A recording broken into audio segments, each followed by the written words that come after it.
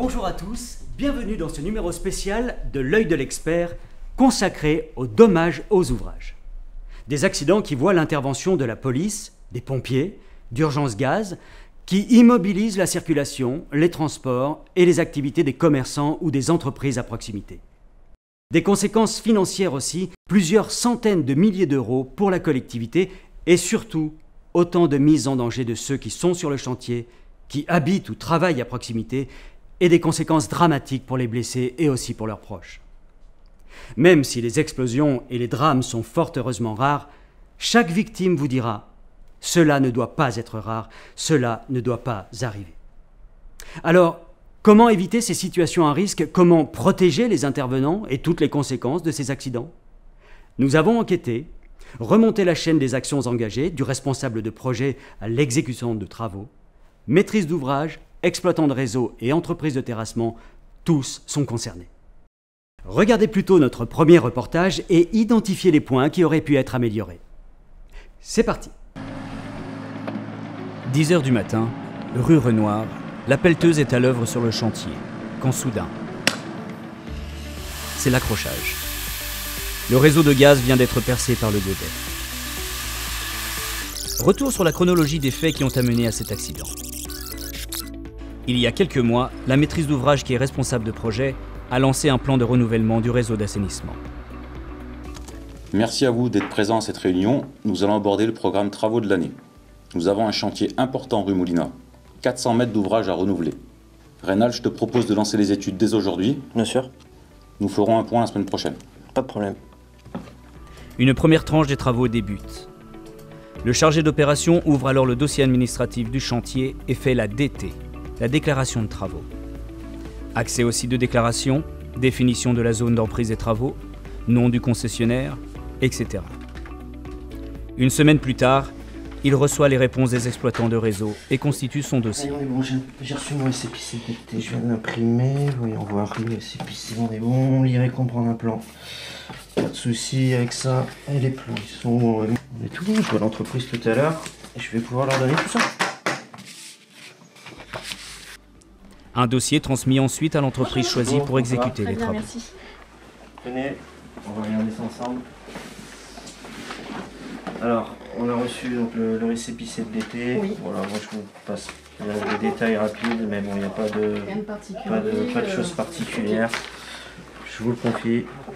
Eh bien, très bien. Merci. Alors, le dossier... À quelques jours du commencement du chantier, l'entreprise lance la DICT, la déclaration d'intention de commencement de travaux. J'ai créé la DICT et quand j'aurai les réponses... Et la veille des travaux, c'est le moment qui a été choisi pour réaliser le marquage du chantier. Opération qui ne semble pas si évidente que ça. Entre lire les plans correctement, se repérer dans la zone et faire le bon marquage.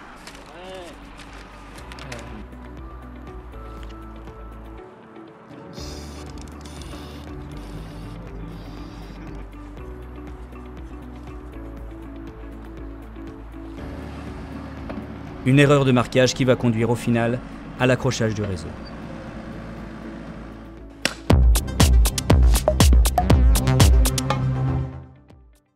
Vous avez vu, l'œil de l'expert a identifié 5 points d'alerte qui ont, en cascade, déclenché cet accident.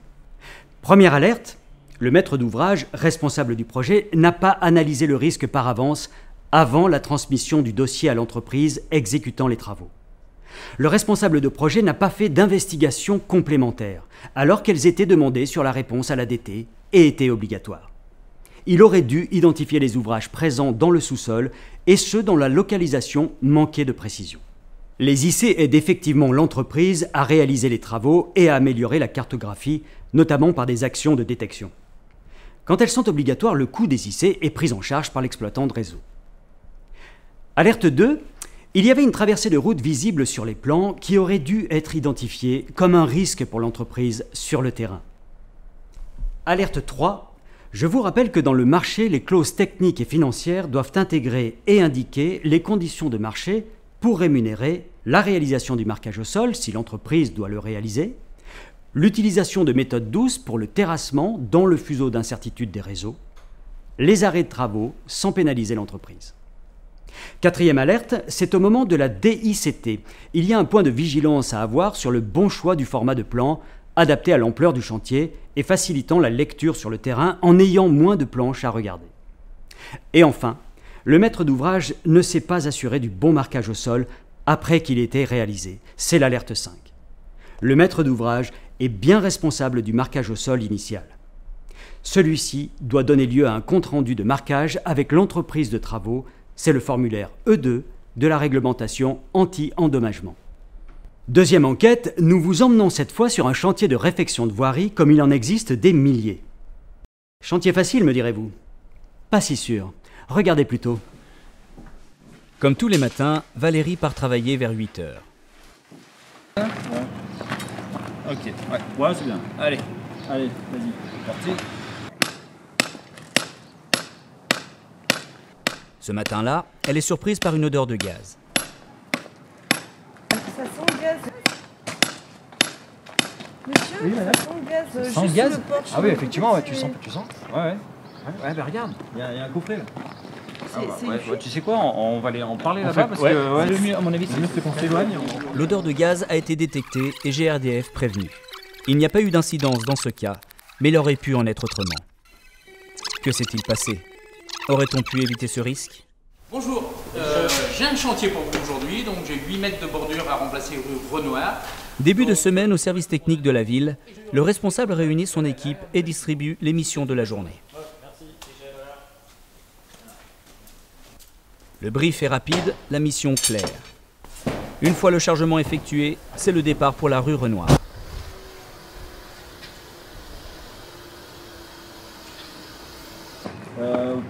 On retrouve l'équipe un peu plus tard dans la rue concernée. Une fois identifiée la configuration de la zone, ils démarrent directement leur chantier sans perdre de temps. Là aussi, notre œil de l'expert a détecté 4 points d'alerte. 1. Aucune déclaration n'a été faite auprès des exploitants de réseau de la zone concernée. Or, celui qui va faire les travaux a obligation de déclarer le chantier pour connaître l'emplacement des ouvrages présents dans le sous-sol. 2. Pas de plan sur le terrain pour accompagner le travail des intervenants. C'était pourtant indispensable pour ne pas prendre de risques. 3. Pas de recherche des affleurants, regards ou coffrets, et pourtant il y en avait. 4. Pas de marquage au sol qui aurait permis de savoir où planter les piquets. On peut d'ailleurs se demander si la personne avait passé la formation AIPR.